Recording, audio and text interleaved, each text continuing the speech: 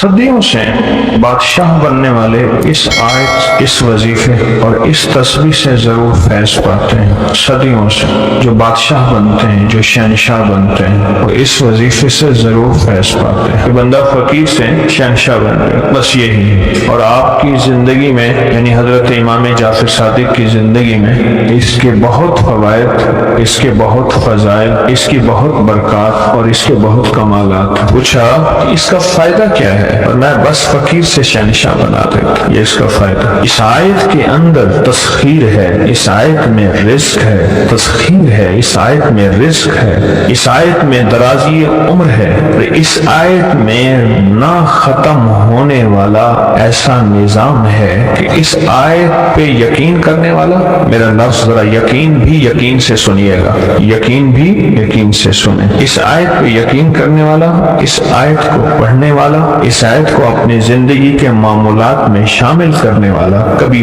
منگتا نہیں ہو سکتا انشاءاللہ۔ اس سے اگلی بات یہ ہے کہ اس آیت کو پڑھنے والا، اس کی نسلیں کبھی منگتی نہیں ہو سکتی، نسلیں کبھی منگتی نہیں ہو سکتی۔ آپ کو کچھ زندگی میں مجھے ایسے لوگ ملے ہیں کہ جو رئیس تھے، رئیس اعظم تھے، لیکن ان کی نسلیں منگتی بن گئی، منگتی، بھکاری بن گئی، محتاج بن گئی، مفلس بن گئی۔ اس آیت کے پڑھنے والا منگتا نہیں بنے گا۔ کیوں؟ اس آیت میں، ان دو آیات میں تونگری ہے۔ یہ امام جعفر صادق کا دوسرا قول فرمانا، جو ان کا فرمان ہے، میں اثر تونگری ہے۔ اس آیت میں مال ہے، اس آیت میں درازی عمر ہے، اس آیت میں درازی عمر ہے، اور اس آیت میں غنا ہے، غنا۔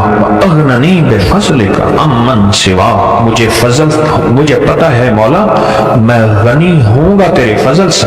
اغننی، محنت سے نہیں، اس فکرے کو خاموشی سے غور سے سنیں۔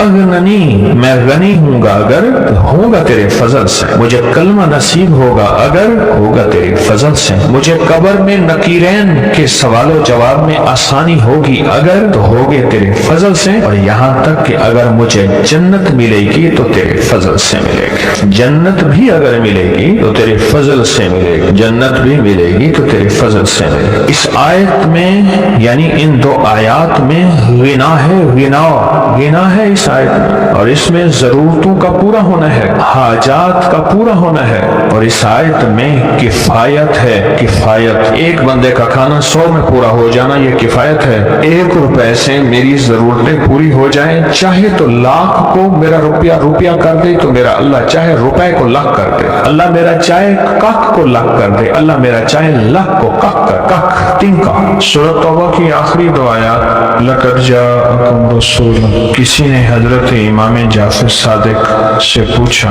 کہ حضور یہ فرمائیں کہ سورۃ توبہ کی آخری 2 آیات کے فضائل کیا ہیں، فوائد کیا ہیں، اس کے فوائد اور فضائل کیا ہیں؟ فرمایا بس یہی ہے کہ بندہ فقیر سے شہنشاہ بن جاتا ہے، بس یہی۔ کتنے بڑوں نے مخدوم نوح صاحب حالہ سندھ، بہت بڑی ہستی ہیں، مزار ہے، دربار ہے، مخدوم محمد نوح حالہ سندھ میں، ان کی عمر بہت لمبی تھی۔ کسی نے ان سے درازی عمر کا راز پوچھا، فرمانے لگے میری درازی عمر کا راز سورۃ توبہ کی آخری 2 آیات، مخدوم نوح صاحب۔